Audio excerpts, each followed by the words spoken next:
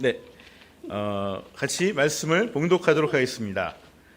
네, 오늘 사사기 4장 1절로 10절 말씀 같이 봉독하겠습니다. 같이 읽겠습니다. 에훗이 죽은 뒤에 이스라엘 자손은 다시 주님께서 보시는 앞에서 악을 저질렀다. 그래서 주님께서는 하솔을 다스리는 가나안 왕 야빈의 손에 그들을 내주셨다. 그의 군 지휘관은 이방에 있는 땅 하롯셋에 사는 시스라였다. 야빈은 철병거 900대를 가지고 있었으며 20년 동안 이스라엘 자손을 심하게 억압하였다. 그래서 이스라엘 자손은 주님께 울부짖었다. 그때 이스라엘 사사는 랍비돗의 아내인 예언자 드보라였다. 그가 에브라임 산간 지방인 라마와 베델 사이에 있는 드보라의 종려나무 아래에 앉아 있으면 이스라엘 자손은 그에게 나와 재판을 받곤 하였다. 하루는 드보라가 사람을 보내어 납달리의 게데스에서 아비노함의 아들 바락을 불러다가 그에게 말하였다. 주 이스라엘의 하나님이 분명히 이렇게 명하셨습니다. 너는 납달리 지파와 스불론 지파에서 10,000명을 이끌고 다볼산으로 가거라. 야빈의 군 지휘관 시스라와 그의 철병거와 그의 많은 군대를 기손강가로 끌어들여 너의 손에 넘겨주겠다. 바락이 드보라에게 대답하였다. 그대가 나와 함께 가면 나도 가겠지만 그대가 나와 함께 가지 않으면 나도 가지 않겠소. 그러자 드보라는 내가 반드시 장군님과 함께 가겠습니다. 그러나 주님께서 시스라를 한 여자의 손에 내주실 것이니 장군께서는 이번에 가는 길에서는 영광을 얻지 못할 것입니다. 하고 일어나 바락과 함께 게데스로 갔다. 바락이 스불론과 납달리 지파를 게데스로 불러 모았다. 바락이 10,000명의 군사를 이끌고 쳐들어갔고 드보라도 그와 함께 떠났다. 아멘. 네, 오늘은 또 야유회가 있는 날로서 같이 함께 통합 예배를 드리고요. 말씀을 짧게 전하도록 하겠습니다. 네, 좋죠? 네. 네. 우리 어린이 친구들 지난주 우리 설교 미션이 뭐였죠? 말씀 미션이 뭐였죠? 할로윈 파티 안 하고. 할로윈 그 전주였어요. 네. 뭐야? 혜연이 뭐라고? 역착함. 뭐? 약함. 약함. 맞아요. 약함이 우리 예후세 이야기를 들으면서 전하면서 연약함에 대해서 우리가 늘 하나님께 고백하는 기도를 하자. 이것이 미션이었습니다. 네. 우린이 했어요? 언제 했어? 난 못 본 것 같은데. 했어요? 네, 했어요? 네, 알겠습니다. 우린이도 했고요. 우리 예람이 했어요? 예람이 저번 주에 안 왔어요. 아, 저번 주 못 왔구나. 그렇구나. 말씀을 못 들었구나. 주일날 빠지면 안 돼요. 그래서 알았죠? 네, 우리 혜린이야, 혜은이, 혜준이는 했나요? 안 했어요? 네? 차에서 맞아. 지난주에 그렇죠. 맞아. 또 못 왔죠. 네, 알겠습니다. 우리 예? 유나만. 유나만 했는데 유나가 아직 안 하네요. 네, 네 그렇습니다. 우리 미션을 잘 수행하는 우리 물어서라도 우리가 못 듣게 되면은 물어서라도 함께하는 그런 우리 어린이 여러분 되면 좋겠습니다. 자, 오늘은요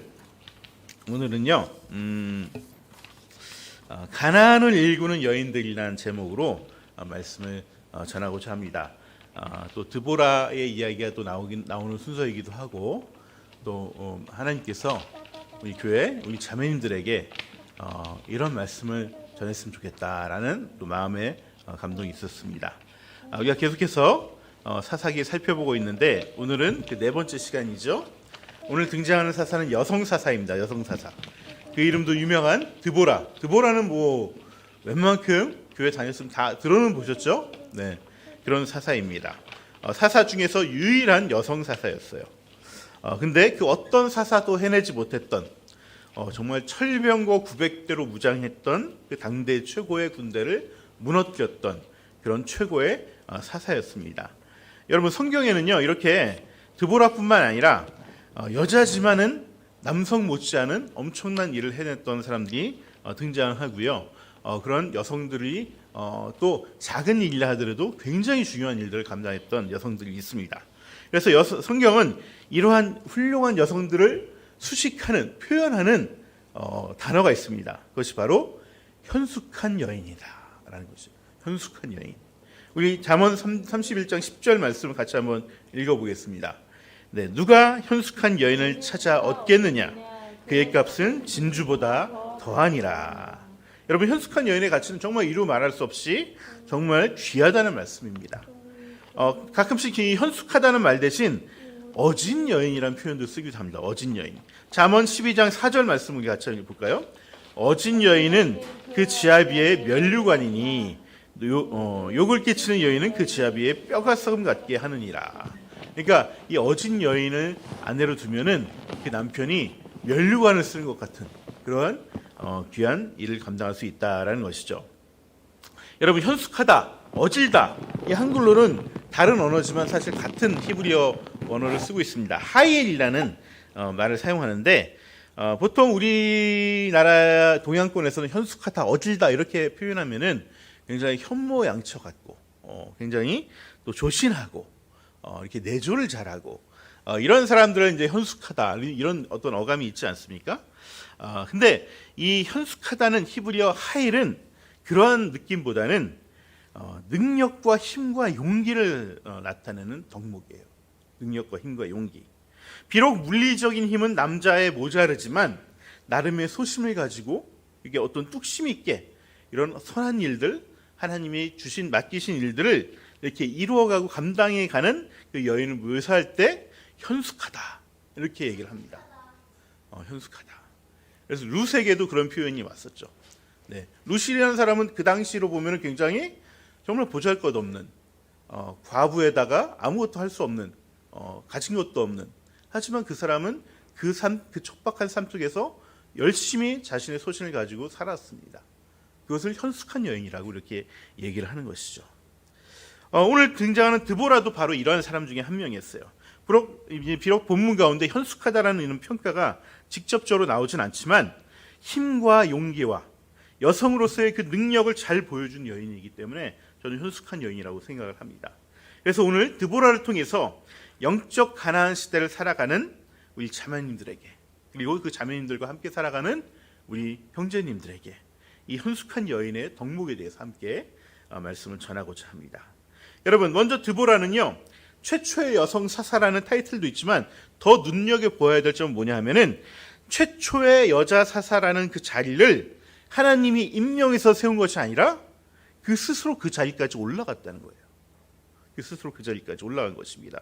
사사기에 등장하는 많은 사사들의 패턴은 하나님께서 택하시고 기름을 부어서 영을 부으셔서 사사를 세운 것이 일반적인 패턴인데, 드보라만은 여자임에도 불구하고 스스로의 힘으로 그 사사의 자리까지 올라갔던 자라는 거예요.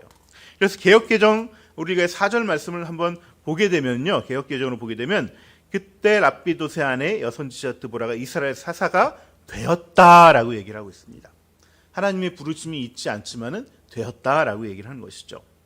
정말 이 그때라는 것은 이스라엘이 학대를 받던 피식민 상태에 있었던 그 북쪽에 있는 그 납달리와 스볼리 지파는 정말 그 스불론 지파는 그 야긴 왕의 그 철병거에 무릎을 꿇고 정말 오히려 정복 당하는 그런 시대를 살고 있었는데, 그 난색 가운데 그 능력으로 말미암아 사람들의 인정을 받고 사사의 자리에 오르게 된 여인이라는 것이죠.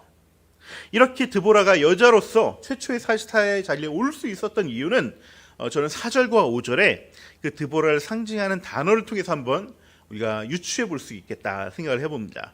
성경은 드보라를 소개하면서 이렇게 얘기합니다. 횃불의 여인, 종려나무의 여인, 이렇게 얘기합니다. 먼저 4절을 다시 한번 읽어보겠습니다. 그때 랍비도세 아내 여선지자 드보라가 이스라엘의 사사가 되었는데, 여러분, 랍비도세 아내란 말에 한번 다시 우리가 주목을 해보면 좋겠는데요. 일반적으로 우리가 사사를 소개할 때는 그 앞에 별명을 붙여줘요.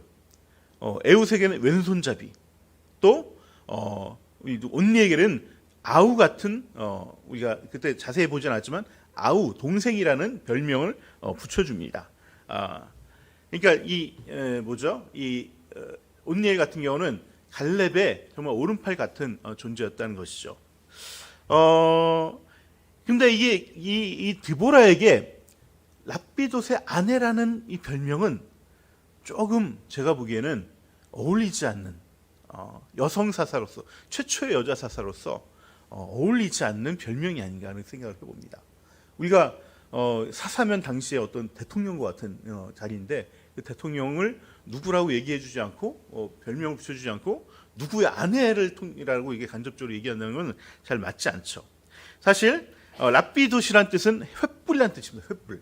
근데 이 랍비돗이라는 것은요, 이 횃불이라는 것은 그 당시에는 지금도 마찬가지지만 이름으로 잘 쓰여지지 않는 이름입니다. 명칭입니다. 그리고 아내라는 단어도 우리가 히브리어를 보면 아내라는 특별한 단어가 있는 것이 아니라 보통 여자를 아내라고 또 해석도 하기도 하고 문맥에 따라서 여자라고 해석도 하기도 하고 그렇습니다. 그래서 이러저러한 정황으로 보건대 랍비돗의 아내라는 이런 번역보다는 횃불의 여인이다 라고 해석하는 것이 그 드보라의 별명에 더 어울릴 것 같다. 저는 그렇게 해석을 합니다. 여러분, 드보라는 횃불의 여인이었어요. 횃불의 여인. 성경에서 횃불이 상징하는 게 무엇이죠? 성경에서? 예? 네, 말씀, 등불도 있고요. 또 하나 있습니다. 그것은 바로 하나님의 영을 의미하는 것입니다. 하나님의 영. 드보라는 하나님의 사사로 세워져서 하나님의 영을 받은 것이 아니라 이미 이전부터 하나님의 영과 함께했던 사람이기 때문에 사사의 자리에 오르고 또 구원의 하나님의 역사 가운데 쓰임을 받게 됐다는 것이죠. 여러분, 이스라엘에게 가나안이라는 땅이 주어졌다면은 우리에게는 일상이란 땅이 있습니다. 우리의 가정이 가나안 땅이고요, 우리의 일과 삶의 영역이 가나안 땅입니다. 이러한 일상의 가나안 가운데 우리가 하나님의 그 구원의 역사를 이루어 가려면 가장 필요한 것이 무엇이겠습니까? 하나님의 영을 우리가 늘 충만하게 받아야 된다는 것이죠. 이 성령의 충만함이 없으면 우리에게 가나안이라는 일상은 더 이상 젖과 꿀이 흐르는 그런 축복의 땅이 될 수가 없다는 것이에요. 정서적으로 늘 약탈당하고 염려로 괴로워하는 이런 일상일 수밖에 없다는 것이죠. 여러분, 우리의 마음은 지금 성령으로 그 비추임으로 인해서 우리 가슴 속에 횃불이 타고 있는지, 횃불이 있는지, 그 성령의 충만한 우리의 가슴이 밝아져 있는지 늘 한번 돌아봤으면 좋겠습니다. 아니면 당시 이스라엘 백성들처럼 정말 바뀌지 않는 이 현실, 철병거 900대라는 그 넘을 수 없는 그 넘사벽 현실 속에서 정말 불안하고 걱정하는 그런 어두운 시대에 그 어두움이 깃들여지지 않는지 우리는 늘 돌아봐야 되는 것이죠. 지난주에 제가, 이번 주죠, 지난주에 이재명 후보가 대구에 가서 이런 말을 하는 걸 제가 봤습니다. 지금 대한민국은 너무나 많은, 지금까지 그 옛날부터 고조선 때부터 지금까지 한민족 역사상 지금처럼 지식이 풍족하고 기술이 노하우가 쌓여 있고 또 자본이 축적돼 있고 어떤 물적, 인적 인프라가 이렇게 많았던 때가 없다는 것이죠. 근데 그 어느 때보다도 많은 사람들이 내일을 염려하고 걱정하고 불안 가운데 살아가고 있다라고 얘기를 합니다. 그러면서 이재명 씨는 그 이유가 바로 그 불공정함에 있다라고 얘기를 하죠. 그래서 자기가 그것을 바꾸겠다, 이렇게 얘기하는 걸 제가 봤습니다. 저는 이 말이 틀리다고 생각하지 않습니다. 우리 모두는 정말 공정한 사회가 되기를 바라고 그런 사회를 다음 세대들에게 넘겨줘야 될 그런 소망이 있고 거기에 애쓰며 살아가고 있습니다. 하지만 그렇다 하더라도, 이 사회가 공정하다 하더라도 저절로 우리의 삶에 평안이 찾아오지는 않습니다. 이것이 바로 성경이 얘기하는 것이에요. 이것이 바로 성경이 얘기하는 구원이라는 것입니다. 여러분, 성경에 나오는 하나님의 나라를 살아갔던 그 믿음의 선조들을 한번 보시기 바랍니다. 그 시대가 지금보다 더 공정했습니까? 그렇지 않죠. 그 시대가 지금보다 더 공정해서 의와 희락과 정말 평화의 나라를 살아갔던 그 믿음의 삶을 살아갈 수 있었던 것이 아니라는 것입니다. 정말 그 시대는 오히려 지금보다 정말 최소한의 인간의 삶조차 살지 못하는 그러한 삶을 살아가면서도 하나님 나라의 삶, 그 기쁨의 삶을 그 믿음으로, 그 신앙으로 살아갔던 믿음의 선조들이 우리에겐 존재하고 성경은 그것을 기록하고 있습니다. 그것은 바로 그들이 성령의 충만함으로 살아갔기 때문에 그렇게 됐다는 것이죠. 여러분, 저는 저와 여러분들이 좀 더 시간이 없다면은, 하나님과 교제하는 시간, 어떤 시간이 부족하다면은 그 깊이를 더 진하게 가지면 좋겠어요. 잠시라도 멈추고 하나님께 초점 맞추고, 정말 그가 내 안에, 내가 그 안에, 우리 안에서 함께 하나님의 영이 우리와 함께 더불어 먹을 때 우리 안에 하나님의 영이 횃불처럼 점점 밝아질 것입니다. 이러한 삶을 살아가는 저와 여러분이 되면 좋겠습니다. 여러분, 드보라에 대한 또 다른 상징이 있습니다. 그것은 바로 종려나무. 5절을 같이 읽어보겠습니다. 그가 에브라임 산간 지방인 라마와 베델 사이에 있는 드보라의 종려나무 아래에 앉아 있으면 이스라엘 자손은 그에게 나와 재판을 받곤 하였다. 여러분, 드보라는요, 횃불의 여인이면서 동시에 종려나무의 여인이에요. 종려나무. 그녀가 있는 곳에는 종려나무가 있었습니다. 그 나무 아래서 이스라엘 백성들을 만났어요. 종려나무는 어떤 나무냐면, 여러분 다 아실 거예요. 사막에 오아시스의 사진이 있으면 거기 솟아져 있는 나무. 그게 바로 종려나무예요. 다른 말로 대추야자 나무라고도 얘기를 하죠. 성경에서의 종려나무의 의미는요, 그 오아시스에 솟아있는 정말 그 나무처럼 쉼을 주는, 평안과 안식, 쉼이라는 의미가 있습니다. 여러분, 뜨거운 사막길을 여행하는 사람에게 가장 큰 기쁨과 안식을 주는 게 무엇이겠습니까? 바로 끝없이 펼쳐진 그 사막을 걷다가 저 멀리 종려나무 한 그루가 삐죽 나와 있는 것을 봤을 때, 저기에 내가 쉬어갈 오아시스가 거기 있겠구나 라고 생각하면서 기쁨이 넘치고 가슴이 벅차오르기 시작할 것입니다. 사막이 아름다운 것은 어딘가에 우물이 숨겨져 있어서 그래. 어린 왕자의 말이죠. 여러분, 여행자의 눈에 종려나무가 들어오는 순간 그 황량하고 삭막했던 사막조차 아름답게 느껴질 것입니다. 드보라는 바로 이러한 종려나무와 같은 여인이었습니다. 학대로 고통 가운데 있던 이스라엘 백성들을 늘 맞아주고 그들에게 잠시 동안이라도 평화와 안식을 경험하게 해주는 여인, 엉클어진 관계들을 풀어주려고 애쓰는 여인. 여러분, 사사가 재판장이라는 의미가 있죠. 판관이라는 의미가 있는데, 여러분, 고대의 이 판관은요, 지금처럼 검찰이나 사법부처럼 이렇게 막 엄숙한 그런 자리가 아닙니다. 저는 보진 못했지만 저희 삼촌이 젊었을 때 중동 지방에 가서 중동에 가서 일을 했었거든요. 근데 그때 그 얘기를 하더라고요. 왕이 어디에 있냐면은 천막 치고 살아요. 천막 치고 살아요. 돈이 많잖아요. 이스라엘 석유로 돈 많은데 천막 치고 물론 따로 왕궁이 있긴 하지만은 천막이 있어서 거기에서 진무를 봐요.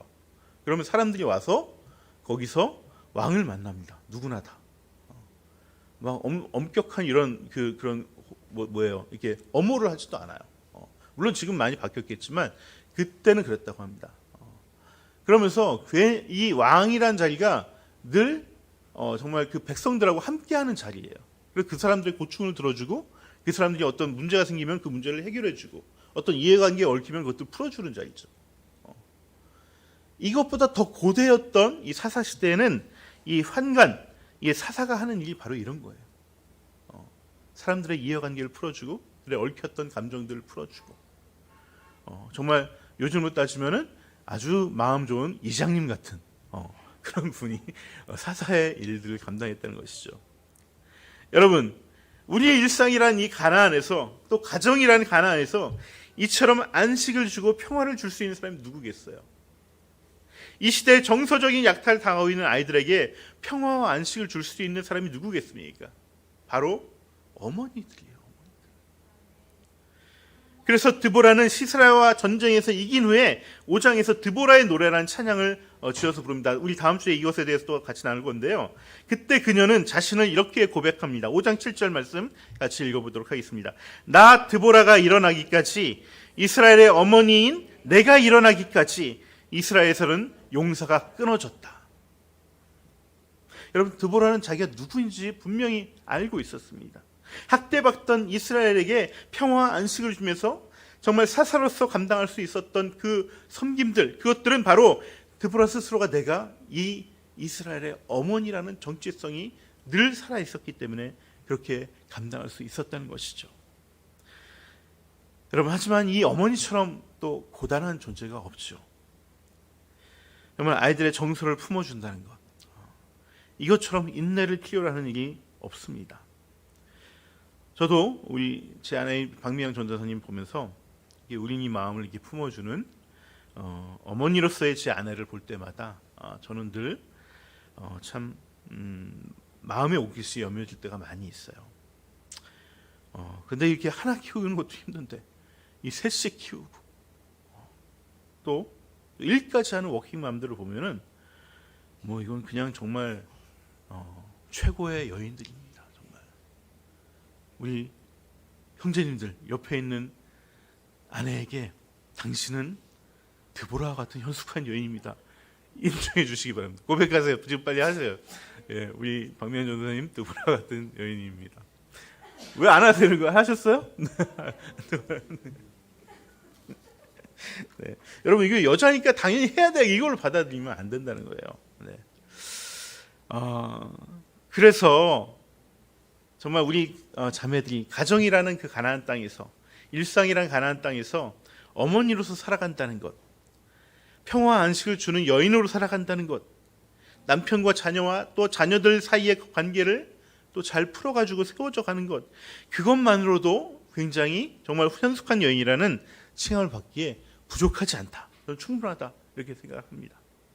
사실 오늘 본문에서요, 드보라가 사실 이 구원의 역사 가운데 뭐 힘을 쓴 게 아무것도 없습니다. 사실은 종려나무와 같은 모습으로, 또 횃불과 같은 모습으로 사람들을 품어주고 또 하나님의 뜻을 전한 것 외에는 드보라가 나서서 뭐 칼을 들고 뭐 철병과 구백대를 묻히는 것도 아니고요, 시스라를 죽인 것도 아닙니다.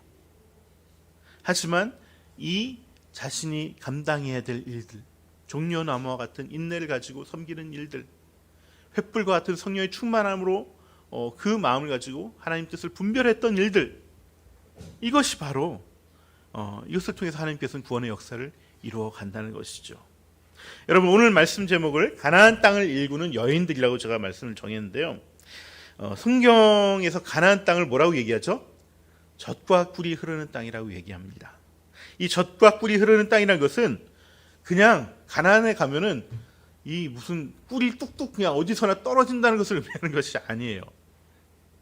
여러분, 오늘 말씀 같이 읽지 않았지만은 이후에 이 바락이 그 승리를 하면서 시스라를 쫓아가거든요. 철병거 900대를 가지고 있는 적군의 그 장군 시스라를 쫓아가는데 결국 바락이 쫓아서 잡질 못합니다. 실패합니다. 하지만 그 시스라를 잡았던 여인이 있어요. 그게 야엘이라는 여인입니다. 야엘. 여러분, 남자도 하지 못했던 일을 야엘이라는 여인이 이것을 했는데요. 이 야엘이라는 이름의, 이 여인의 이름의 뜻이 뭐냐면 염소라는 거예요. 염소. 어떻게 잡았냐면은 이 시스라에게 젖을 줍니다. 염소 젖을. 그래서 도망가던 시스라가 막 피곤해 있는데 이 젖을 주면서 쉬라고 합니다. 이 젖을 먹으면, 이게 사실은 따뜻한 젖을 먹으면은 일종의 수면제 같은 역할을 하거든요. 근데 이게 잠들었을 때 그 시스라를 죽여버립니다. 이 야엘이. 여러분, 오늘 본문의 주인공인 드보라의 뜻은 무엇일까요? 드보라의 뜻, 그것은 바로 꿀벌이라는 뜻입니다. 꿀벌. 네. 뭔가 좀 매칭이 되죠? 네. 바로 이 이름에 가나안 땅이 젖과 꿀이 흐르는 땅이라는 것이 담겨져 있는 거예요. 정말 학대받고 고통받던 가나안이 다시 회복될 수 있었던 이유는 바로 이 염소 같은 여인, 그 야엘을 통해서, 또 꿀벌 같은 여인 드보라를 통해서 그들이 헌신하고 일구었기 때문에 이 가나안 땅이 젖과 꿀이 흐르는 땅이 될 수 있었다는 것입니다. 오늘 형제들에 대한 이야기가 없어서 좀 서운하시겠지만, 네. 그래서 한 말씀 드리면은 형제들은 어떻게 해야 될까요? 네. 바락처럼 드보라의 말을 잘 들으면 됩니다. 네. 잘 들으시고, 네.